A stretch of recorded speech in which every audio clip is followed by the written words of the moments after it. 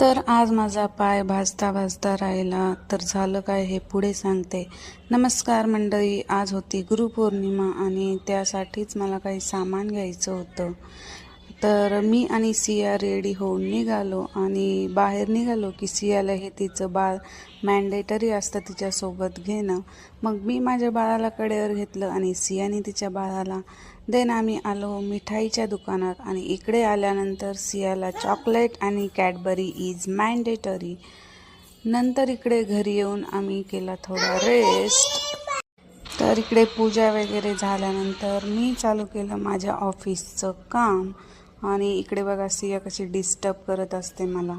Then वाजले 4 आणि सियाचे पप्पा आले होते ऑफिसवरनं. तर पप्पा ऑफिसवरनं आल्यानंतर सियाची एक्साइटमेंट लेवल ही खूप अप झालेली असते, कारण की तिला माहिती असतं पप्पा मला काहीतरी घेऊन येणारच आहेत. तर बघा लेकीची किती धडपड सुरू होती बापाला पेढा भरवण्यासाठी.